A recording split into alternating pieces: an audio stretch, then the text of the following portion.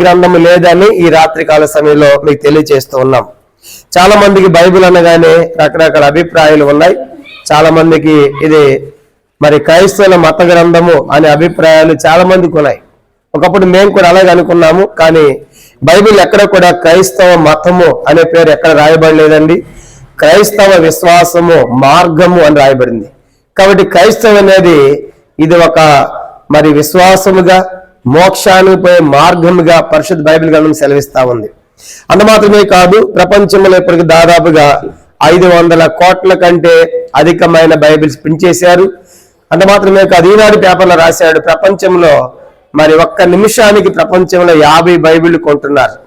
John గూటెన్ బర్గ్ అనేటువంటి ఒక మహాభక్తుడు యేసుబాబు నమ్మిన తర్వాత అందరూ కూడా ఈ బైబిల్ అందించాలని ప్రింటింగ్ ప్రెస్ ముద్రణ అత్యంతాన్ని కనుగొన్నాడు. దాని మీద తొలిసారిగా ప్రింట్ అయిన గ్రంథం కూడా బైబిల్ అనే విషయం ఈ రాత్రి మీకు తెలియజేస్తా ఉన్నాం. దానికి ఇన్ని భాషల్లో ఎందుకు బైబిల్ గ్రంథం ప్రింట్ అయింది అంటే, ఇది యావత్ మానవాళికి సంబంధించిన గ్రంథము కనుక మనుషులందరికీ కూడా అన్ని రకాల సందర్భాలకు దీంట్లో సంబంధించిన విషయాలు రాయబడ్డాయి. కాబట్టి రాత్రికాల సమయంలో మీరు తీసుకొని చదవాలని ప్రేమతో మనవి చేస్తూ ఉన్నాం.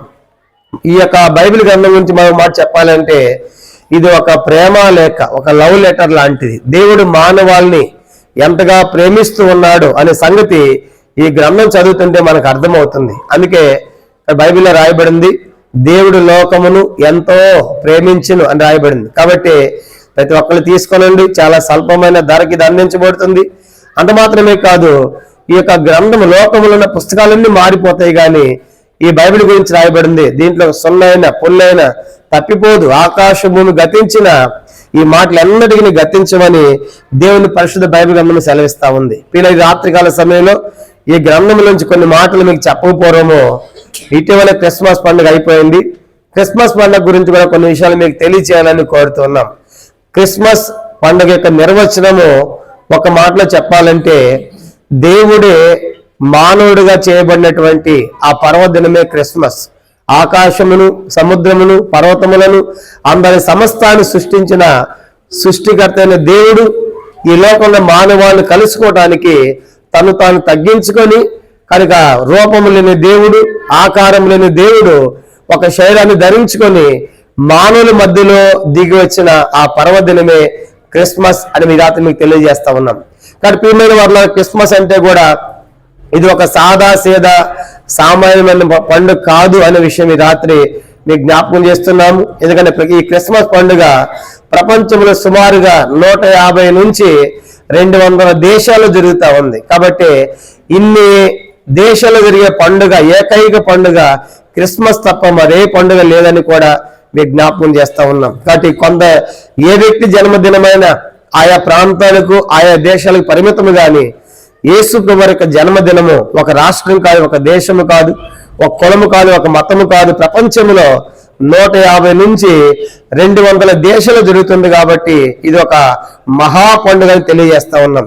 క్రిస్మస్ అనేది బైబిల్లో రెండోది రాయబడింది. ఇది మహా సంతోషకరమైన సువర్తమానము, కానీ మహా సంతోషాన్ని కలిగించేది అని బైబిల్ సెలవిస్తా ఉంది. మూడవదిగా ఇది మహా పెద్ద శుభవార్త, అందరూ హర్షించదగింది, సంతోషించదగిన వార్తగా ఈ రాత్రి మీకు తెలియజేస్తూ ఉన్నాను. నాలుగవది, క్రిస్మస్ అనేది కొందరికి కాదు, కనుక క్రైస్తవులకు మాత్రమే కాదు, ఇది యావత్ మానవాళికి. అందుకే ఆ దూత మరి మాట్లాడుతుంది లోకాసువార్త 2:10 ఇదిగో ప్రజలందరికీ కలుగుబోవు మహా సంతోషకరమైన సువర్తమానం అన్నాడు.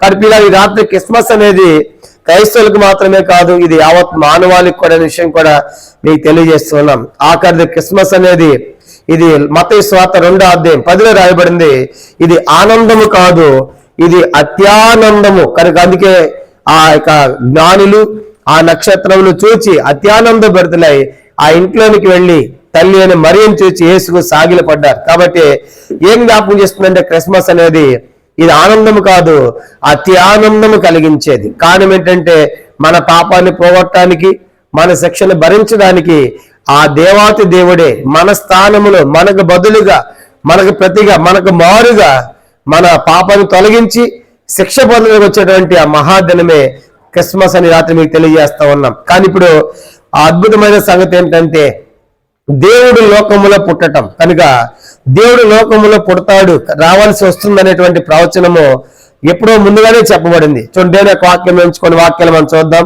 యెషయా గ్రంథం 9వ అధ్యాయం 6వ వచనంలో ఇలాగ ప్రవచనం రాయబడింది. ఆయన ఈ లోకానికి ఒక కుమారుడిగా వస్తాడు అనేటువంటి ప్రవచనము మనం చూస్తాం. యెషయా గ్రంథము 9వ అధ్యాయము 6వ వచనం. ఏలైనగా మనకు శిశువు పుట్టెను, మనకు కుమారుడు అనుగ్రహింపబడిను, ఆయన భుజం మీద.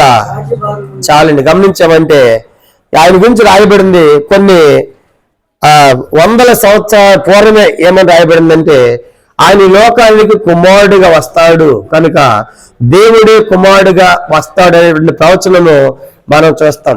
అందుకే బైబిల్ మొత్తము మనం గమనించినప్పుడు తండ్రి అయిన దేవుడు, కుమారుడైన దేవుడు, పరిశుద్ధాత్మ అయిన దేవుడిగా ఉన్నాడు. త్రిత్వములో ఏకమైన దేవుడు కనుక ముగ్గురిని మనం విభజించలేం. కాబట్టి ఆ యొక్క తండ్రి కుమారుడిగా, కుమారుడి పరిశుద్ధాత్మగా ఈనాడు మన మధ్య ఉన్నాడు. కాబట్టి ఈ లోకానికి కుమారుడిగా వస్తాడు అనే ప్రవచనము యెషయా గ్రంథం 9వ అధ్యాయము 6వ వచనంలో మనం చూస్తాం.